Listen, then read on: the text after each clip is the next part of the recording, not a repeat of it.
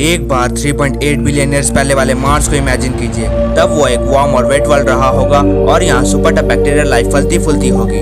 लेकिन ये Martians planet के पहले हैबिटेंट्स नहीं थे। मार्शियंस की पहली जनरेशन तो जबरदस्त बोरियलिस इम्पैक्ट की वजह से खत्म हो गई होगी। शायद लाइफ की शुरुआत जीरो से फिर हुई होगी, लेकिन इसे प्लैनेट के जबरदस्त क्लाइमेट चेंज को झेलना पड़ा होगा और इसका सामना सिर्फ कर सकते थे सबसे टफ मार्शियंस। लेकिन अभी एक और डिजास्टर आने वाला था और ये तो सबसे स्ट्रॉन्गेस्ट मार्शियंस को भी टेस्ट करने वाला था। इससे लाइफ के लिए सबसे जरूरी इंग्रेडिएंट छीनने वाला था, यानी liquid water. What is going on? So welcome back guys to the channel. इस वीडियो में हम जानेंगे कि मार्स पर थर्ड जनरेशन ऑफ लाइफ किस तरह एक्सटेंड हो गई। So without wasting any more time, let's begin.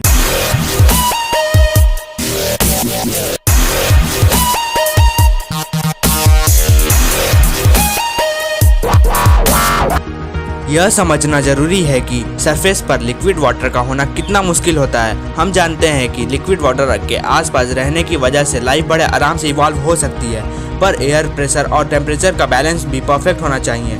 अगर एयर प्रेशर नहीं होगा तो लिक्विड वाटर किसी प्लैनेट की सरफेस से भाप बनकर उड़ जाएगा, चाहे टेम्परेचर कुछ भी हो। एक एटमॉस्फेयर की वजह से एयर प्रेशर जनरेट होता है। ये एटमॉस्फेयर कई मायनों में एक लीड का रोल अदा करता है। ये पानी को स्पेस में जाने से रोकता है, इसलिए एटमॉस्फेयर का होना बहुत जरूरी है। 3.7 बिलियन ईयर्स पहले अर्थ पर गर्म पानी वाले ओशंस और एक थिक एटमॉस्फेयर मौजूद था, लेकिन मार्स पर तीसरी एक्सटिंक्शन इवेंट रफ्तार पकड़ रही थी। एटमॉस्फेयर धीरे धीरे गायब हो रहा था और मार्स के ग्रेट ओशियंस भाप बनकर उड़ने लगे थे। अब दोनों ही प्लैनेट की किस्मत उनकी मैग्नेटिक कोर की ताकत पर टिकी हुई थी। ये पता चला कि अर्थ का एटमॉस्फेयर का एग्जिस्टेंस मैग्नेटिक कोर पर टिका हो सकता है, क्योंकि हमारा मैग्नेटिक फील्ड हमें सब एटॉमिक पार्टिकल्स की आंधी से बचाता है जो सन की तरफ से हमारी तरफ चलती रहती है, और हम इसे कहते हैं सोलार विंड। और अगर हमारे पास इन पार्टिकल्स को कैच या डिफ्लेक्ट करने के लिए मैग्नेटिक फील्ड ना होता तो वो सीधे अर्थ के एटमॉस्फेयर से टकराती। मैग्नेटिक फील्ड सोलार विंड को सीधे हमारे तरफ आने से रोकता है। अगर हम इस प्रोटेक्शन को गवा दे तो इस प्लैनेट पर लाइफ के लिए खतरा बढ़ जाएगा। अर्थ का मैग्नेटिक कोर 3.45 बिलियन ईयर्स से काफ़ी स्ट्रॉन्ग है और बेहद गर्म पिघला आयरन प्लैनेट के अंदर ही घूमता रहता है। घूमता हुआ आयरन बिजली पैदा करता है और उससे पैदा होने वाली एक मैग्नेटिक शील्ड हमारे एटमॉस्फेयर को सोलार विंड से बचाती है। 3.8 बिलियन ईयर्स पहले मार्स का एक पिघला हुआ कोर और एक मैग्नेटिक फील्ड था, लेकिन किसी वजह से शील्ड खत्म हो गई। क्या मार्स का छोटा सा पिघला हुआ कोर इतना ठंडा हो गया कि इनएक्टिव हो गया, या फिर किसी और चीज़ से मार्शियन लाइफ के इस तीसरी एक्सटिंक्शन की शुरुआत हुई? एक नई और कंट्रोवर्शियल थ्योरी बोरियलिस इम्पैक्ट को जिम्मेदार मानती है। इसके लिए इतने बड़े इम्पैक्ट की वजह से कई तरह के टेम्परेचर्स पर असर पड़ सकता है, अंदर वाले गर्म कोर से लेकर बाहर वाले ठंडे मेंटल तक। जिस इम्पैक्ट की वजह से मार्शियन लाइफ की फर्स्ट जनरेशन खत्म हुई, उसी के कारण प्लैनेट ज़्यादा गर्म भी हुआ और आउटर मेंटल का टेम्परेचर बढ़ गया। फिर प्लैनेट के अंदर वाले कोर की हीट घटने लगी, मेटल का घूमना भी धीरे धीरे रुक गया।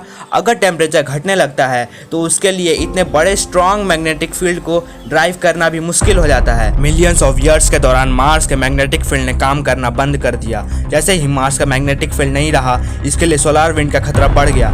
सोलार विंड मार्स के एटमॉस्फेयर को खत्म करके उड़ाने लगी। 3.7 बिलियन ईयर्स पहले सुपर टफ मार्शियन लाइफ को बड़ी आफत का सामना करना पड़ा।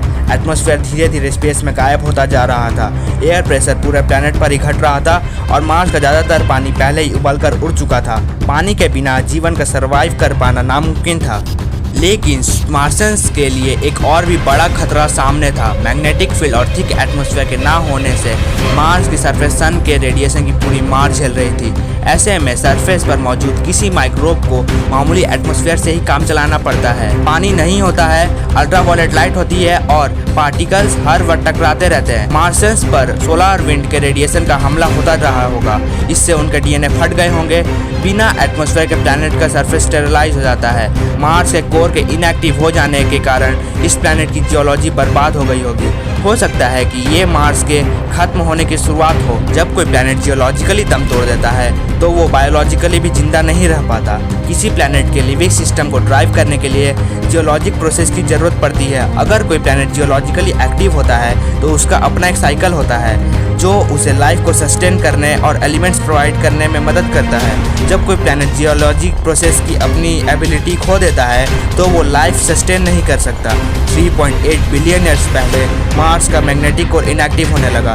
इस प्लैनेट ने अपने मैग्नेटिक फील्ड, अपने एटमॉस्फेयर और सरफेस पर मौजूद लिक्विड वाटर गवा दिए, जिससे मार्सन लाइफ के लिए जिंदा रहना मुश्किल हो गया।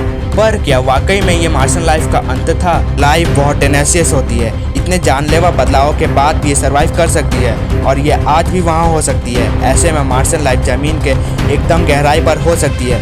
इस प्रोटेक्टेड और सस्टेनेबल इन्वायरमेंट में शायद इसे लिक्विड वाटर का कोई सोर्स मिल गया होगा, और अगर ऐसा है तो मार्सन आज भी हमारा इंतज़ार कर रहे होंगे। ठीक है फ्रेंड्स, आज के लिए इतना ही। वीडियो अच्छी लगी हो तो लाइक कर दीजिए, नए हो तो सब्सक्राइब कर दीजिए और बेल आइकन को भी दबा दीजिएगा ताकि आने वाली वीडियो जिसका टाइटल है क्या मार्सन लाइफ आज भी जिंदा है, और अगर हाँ तो क्या वो हमारे बीच रह रही है, की नोटिफिकेशन सबसे पहले आप ही को मिले। सो मिलते हैं अगली वीडियो में, तब तक के लिए बाय।